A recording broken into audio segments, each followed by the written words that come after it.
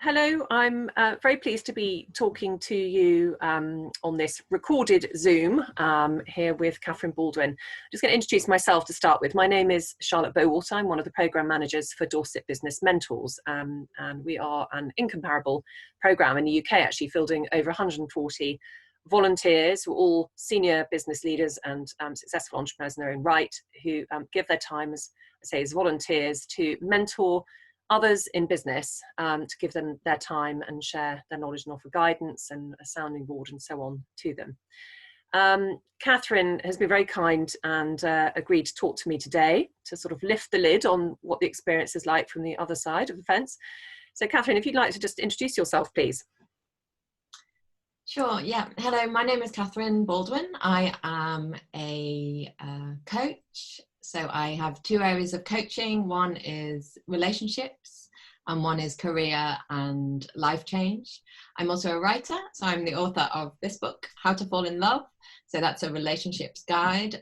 And I'm a speaker. I do motivational speaking in workplaces or on Zoom to workplaces around well-being, emotional health, recovering or not getting into burnout. So I do coaching, writing and speaking. I'm a former journalist, so I used to work full-time for the news agency Reuters, and then I went freelance as a journalist. I still do my journalism as well. Fantastic. Busy lady, lots of experience.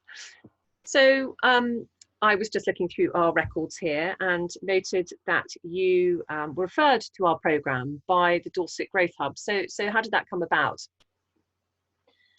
When I was living in London for many years, then I moved down here to Dorset, and I heard about Doormen, or what's now called Dorset Mentoring, I believe. But I heard about it and I wasn't sure it was for me, partly I just wasn't sure of the title. I thought there'd be lots of men in suits. I don't know what I thought, but I wasn't sure it was exactly for why me. we changed the name.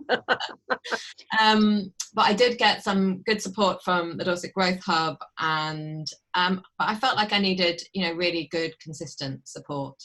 And so I had heard about Dorset Mentoring, but I wasn't sure. And then I went to one of your networking events, and it felt good actually to be in a room talking to people. And yes, and then I got a good idea that it would be helpful for me.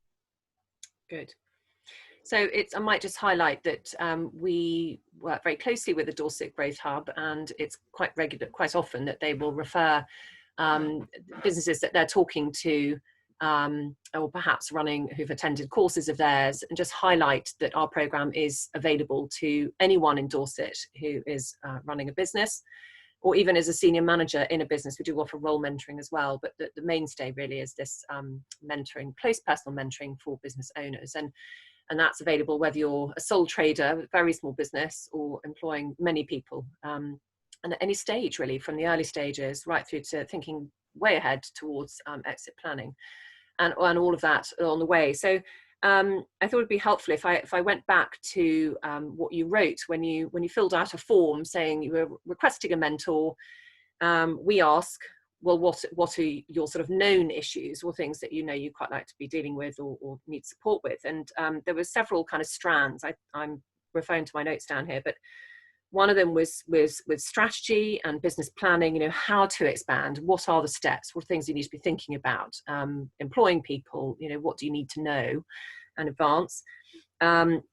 I loved your expression, we were just talking about it before this recording, of feeling like an accidental businesswoman. And I too know that feeling in running my own business, and easily becoming overwhelmed. As we heard, you're a very busy woman, you've obviously achieved an awful lot, but you've obviously got a creative, busy mind, and it can be really hard when you're running a business, can't it, to be sort of working out, well, where should I be prioritizing? How do I stop my day just being a kind of splurge of activity, and you get to the end of it, and what did I actually achieve?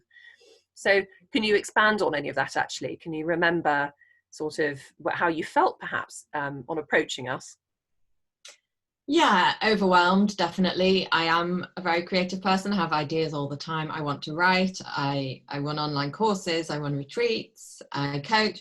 So I've always got a million ideas about what I can do next. And as you say, you know, my days can be overwhelming and they can be very bitty. And I have thought of myself as an accidental businesswoman. I was employed for most of my professional career first by Reuters and Bloomberg. I got a salary. And then I started working for myself, and I knew nothing about a business plan, about, you know, having a spreadsheet, having my accounts. I knew nothing about any of that. And so I stumbled my way in, and it was successful because I worked really hard, but I was exhausted running around, and it wasn't as successful as it could be because I had no strategy, I had no plan, and I was all on my own. I wasn't asking for help. Yeah, so Sure. I could have burnt out in my first career, and I didn't want to do that again. No, good. Well, look, I suppose the first step in all of this is recognizing that none of us are born business people. We and we can learn so much from others who've a bit further along the line, and that's the key for us in fielding so many individuals prepared to give that kind of help and support. So we were linked with David Barker. So we're looking back in 2019, and you are still mentored by him today, which is wonderful. And David was actually the second person that we put to you, wasn't it? So do you want to just highlight that? Because I think this is relevant for people to understand that you really are, the key to this is about ensuring that you do have chemistry with the person that you're being linked with. It's not just about their skills, it's about someone you feel really comfortable with. Yeah, so I was linked with someone else, and, you know, I understood that for this to work for me, I needed to commit my time and my energy. And also I needed a good fit. The person, you know, we needed to fit well. And although the person I was matched with had excellent skills, I'm sure she would have done a wonderful job. I wasn't entirely convinced that she would hold me to account in the way that I needed, or thought I needed. And I actually met David at face-to-face initially at one of your events, and got chatting over coffee.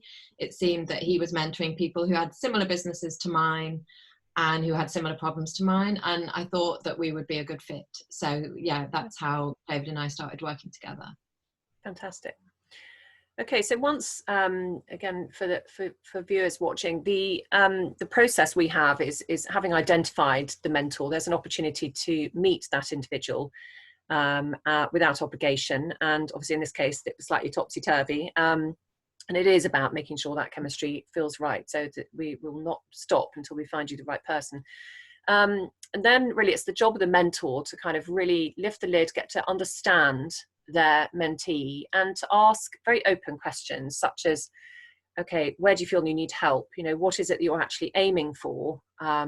Where do we feel the focus needs to be? And it really is their role through each of the meetings to try and establish kind of structure in that meeting, you know, a focus for talking through certain things.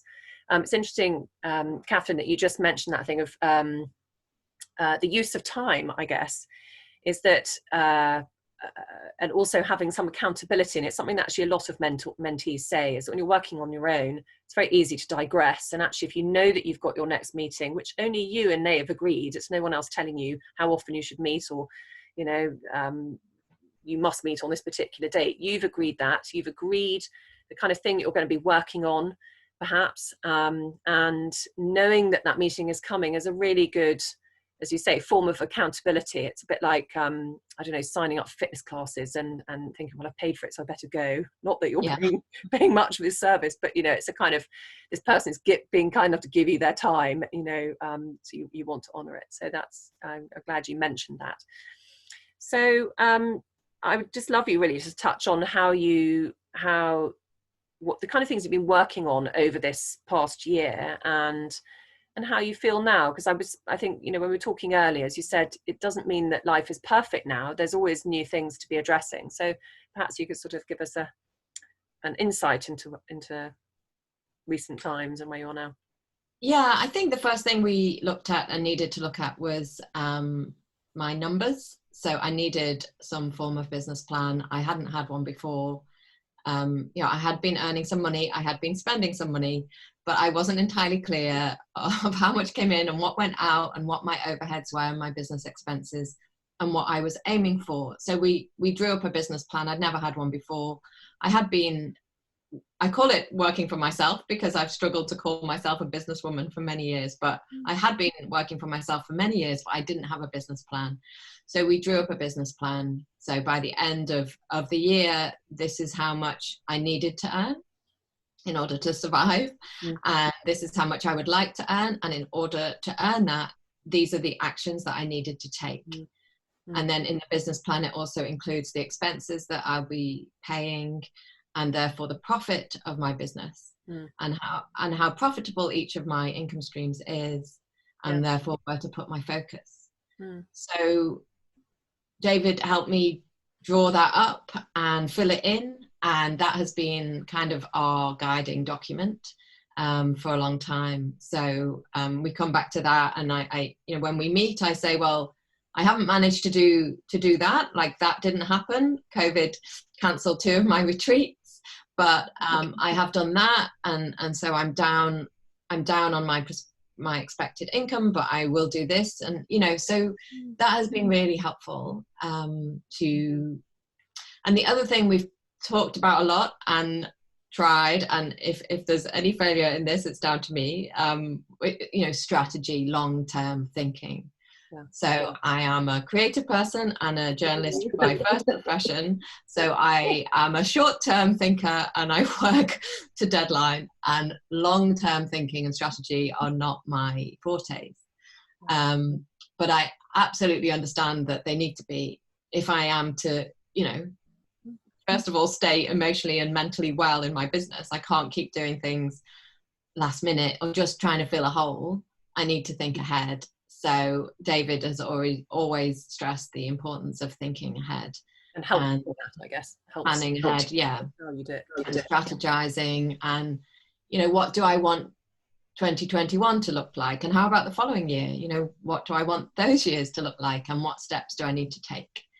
I've also taken on some help, a virtual assistant, and I also need to take on further help. Again, I struggle a little bit to let go in certain areas, and also to invest, because I'm not sure if the money is there, but I have taken on help.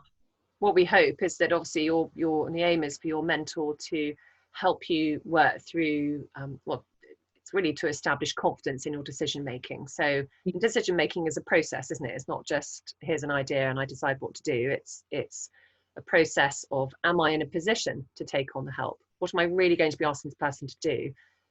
Do I understand that there are some things around this I might struggle with, like delegating, giving that person ownership of a set of work and goals of their own, that kind of thing. So those are all the kind of things that a mentor can be sort of highlighting and talking through with you, so that you face them, because often we tend to also avoid the things we're a bit scared of, or where we feel a bit weaker in our skill set. So our mentors are really there to help us develop those skills, not shy away from them, and not perhaps to challenge us, but not so we feel horribly uncomfortable. The mentor's only there to encourage you. And if there's an aspect of your business that you're feeling you shy away from for all manner of reasons, your mentor's there to help you navigate a way around that and overcome it.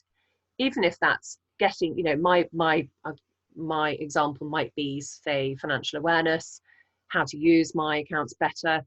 And my mentor said to me, well, in that case, let's find an accountant who's prepared to give you the time and is going to help educate you. I can do a certain amount, but then it's about setting up your reporting and all that kind of thing to help you. And that was just, and I thought, yeah, actually, it's asking for the right help and being signposted, and to be the way to be thinking about these things. So there we go. I think in the interest of not making this too long, I think we're probably there. I just want to highlight to viewers, so thank you for watching, but we are offering a regular free webinar, which is called Taste of Mentoring, or Discover Business Mentoring, which is designed to help you understand a bit more about our program, what we offer, why it's so affordable, but also how we deliver such a high quality program at the same time. And we'd love you to join us.